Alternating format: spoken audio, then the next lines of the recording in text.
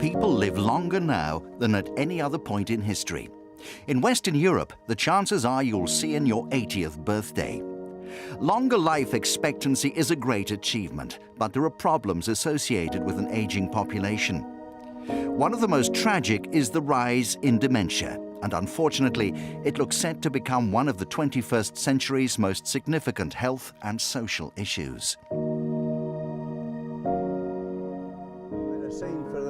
But there are ways that just for a short while, the effects of this disease can be negated. A few years ago, the Football Reminiscence Project was set up in Scotland to provide therapy for people with Alzheimer's and other forms of dementia. Run by the Scottish Football Museum, the scheme uses football memorabilia to stimulate the minds of sufferers, enabling them to talk about their memories of players and games gone by. I lost a lot of my memory, and just now I was just about to talk to her, and it just hit me. We wanted to kind of particularly target men with dementia and find something that would kind of stimulate memory and communication, in the knowledge that really there wasn't that much going on for men sort of previously, and in Scotland, football being the national sport. And sort of in the days when these guys were out watching, you know, it was what people got together to do, to go and watch football. And it was, you know, not just match day, it was all the other days, and, you know, chatting about the game, chatting about what was coming up, what had gone before. And that's kind of replicated in these sessions. Development consultant Martin ROTHERO suggests that staff in care homes should talk to patients about their football memories, whilst relatives can log on to a specially created website where they can access information and images to show the sufferer. The kind of response we're getting from, you know, wives, carers, families has been so positive, because, you know, people are sort of saying for the first time since diagnosis, I've seen my husband sort of talking like he did before the diagnosis was kind of given. Impact on behaviour has been positive. You know, for people who are living with someone with dementia, it's you know, it can be a full-on job. Spouses who have despaired about being football widows in the past can now take solace in the thought that their partner's football obsession could help them cope with dementia in later life. He's a different man since he started coming in amongst this group. I tried 2 or 3 different groups and it wasn't for him, but this one has really given him something to think about and something to talk about and something to just, you know, give him life back again, really. And it's good for me because I could relax when he's like that. If he's not relaxed within his cell, it's difficult, you know. But I must admit, this has been really the making of him just now. That it's taken quite a load off my mind, to be quite honest. So, long may it continue. As well as the sessions, visits are also made to the Hampden Park Museum.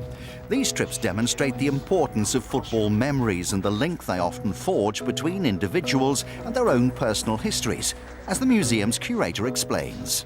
You have to really tap into the early memories of people with dementia, and it's incredible when you bring people into the museum and you walk around, and it can be something very simple. We've got the old original turnstiles from Hampden Park, when Hampden was the biggest stadium in the world up until 1950, and, you know, hundreds of thousands of people would have passed through the turnstiles, and the sound of the clicking of the turnstiles can actually spark incredible reservoir of memories from people. We even have in the old original dressing room that we've got installed within the museum, the old Hampden Park home dressing room, we've got a scent machine that gives out liniment oil, and that scent, you know, is so reminiscent for many people of playing football on cold Sunday mornings when they were children, and simple things like that. The research has been given the backing of former Scotland manager Craig Brown. His close friend Ali MacLeod, who was Scotland boss in the 1970s, died in 2004 after a long battle with dementia. Ali, at the end of his time, suffered from Alzheimer's, and, you know, it was very sad to see a man who was formerly in great health and vivacious, happy, always outgoing character become a bit sad eventually, and, you know, I felt for him, you know, and I remember asking the Football Association, invite him to make the Scottish Cup draw or give him some interest in football again. And you know, you'd have thought he'd given him a lottery win. All he had to do was go up to Hampden and make the Scottish Cup draw. And he was delighted, and Faye, his wife, was delighted. So, you know, you can learn from that football plays a big, although he was involved in football, it plays a big part in people's lives. And I think I found later that people with dementia and who are struggling a little, the football context brings back memories, pleasant memories to them. So for that reason I'm involved. These men display remarkable powers of memory triggered by the grainy photographs and faded matchday programs that they hold in their hands. The enthusiasm generated during the hour-long sessions is something they can take home with them, and it can stay with them for the rest of the day. They might not be able to remember the details of the conversation they enjoyed, but they will know that something good has happened. Oh, I thoroughly enjoy it. It's nice to go back and remember your youth. It doesn't happen very often, but I mean, it all comes back to it when you come here. The only thing is, I wish I could still play football.